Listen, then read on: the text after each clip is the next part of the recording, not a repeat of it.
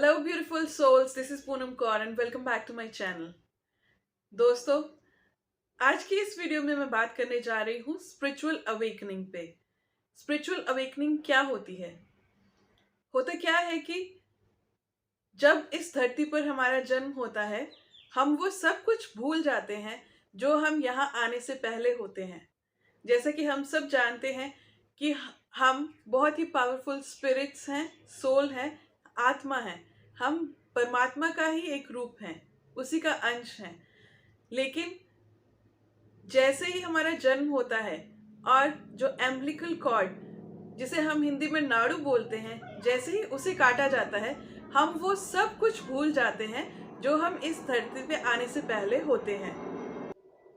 फिर हमारे जन्म के कुछ दिन बाद ही हमें एक नया नाम दिया जाता है, नई पहचान दी जाती है, एक नया रिलीजन दिया जाता है, नया तरीका जीने का सिखाया जाता है कि हमें क्या कैसे करना चाहिए, कैसे जीना चाहिए, क्या तौर तरीके अपनाने चाहिए। ये सोशल कंडीशनिंग हमारी कर दी जाती है और इसी के बल पे हम अपनी सारी जिंदगी बिता देते हैं। और जब स्पिरिचुअल अवेकनिंग होती है, तब हमें वो सब याद आ जाता है जो इस सोशल कंडीशनिंग से पहले हम होते हैं। ये ऐसा होता है कि जैसे हमारी जो आत्मा है वो एक एम्परर है, वो एक राजा है, लेकिन जन्म लेने के साथ ही वो कोमा में चला जाता है। और क्या होता है, उसी दौरान एक दूसरा शख्स राजा बनके राज करता है और वो अपने तरीके से इस राज्य को चलाता है। अब ये दूसरा राजा कौन है? ये दूसरा राजा है हमारी ईगो, हमारी सोशल कंडीशनिंग। यही तो हम सारी जिंदगी सीखते हैं और इसी के दम पे हम सारी जिंदगी चलते आते हैं।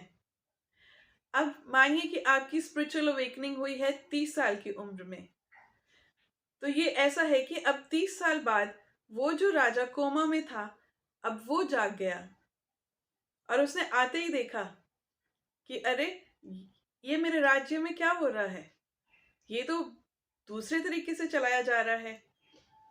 अब वो राजा अपना ये राज्य वापस लेने के लिए पूरा जी जान लगा देता है, लेकिन ये ईगो नाम का दूसरा शासक भी इस राज्य को छोड़ना नहीं चाहता।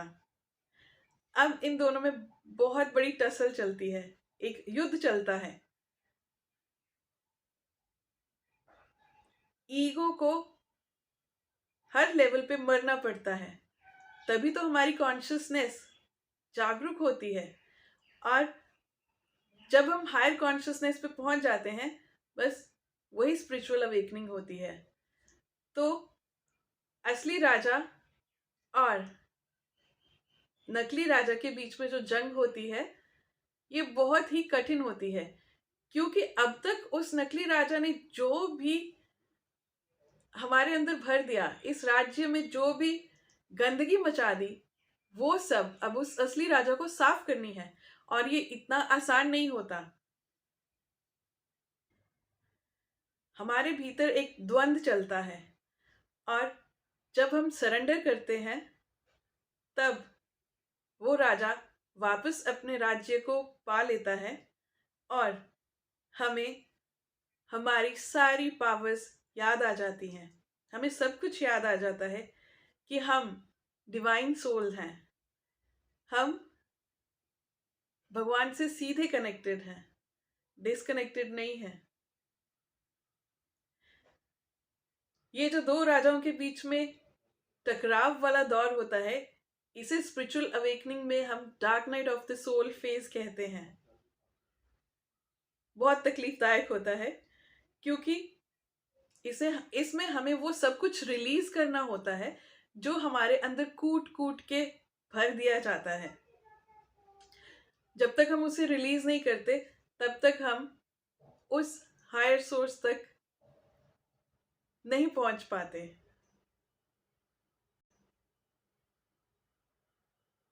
आई होप ये आपको सिंपल लैंग्वेज में समझ आ गया होगा कि जो हमारी आंखों के आगे माया का पर्दा होता है ये हट जाता है और हमें ये ज्ञान हो जाता है कि हम कौन हैं, हम यहाँ आने से पहले कौन थे और हमने अपनी इतनी सारी जिंदगी एक स्वप्न की तरह बिता दी और हमें अपना लाइफ पर्पस पता चल जाता है कि हमें आगे क्या करना है, इस जिंदगी को बेहतर तरीके से कैसे जीना है। दुनिया को देखने का हमारा नजरिया ही बदल जाता है पूरा। हम दिमाग से कम और दिल से ज्यादा काम लेते हैं क्योंकि हमारा हार्ट सेंटर ओपन हो जाता है, हृदय चक्र एक्टिवेट हो जाता है। And heart is the portal of intuition. तो हमारी इंट्यूशन पावर भी बहुत स्ट्रांग हो जाती है और हमारा उस क्रिएटर सोर्स के साथ, उस गॉड के साथ, उस परमात्मा के साथ डायरेक्ट कनेक्शन हो जाता है। आई होप आपको ये वीडियो अच्छी लगी होगी। अगर अच्छी लगी तो इसे लाइक कीजिए और ऐसी और वीडियोस के लिए चैनल को सब्सक्राइब कीजिए। अगर आपकी कोई क्वेरीज और क्वेश्चन है तो उन्हें कमेंट बॉक्स में मेरे साथ ज़रूर शेयर कीजिए। मैं पूरी कोशिश करूंगी कि आपको उनकी बिल्कुल सटीक रेमेडी दूं।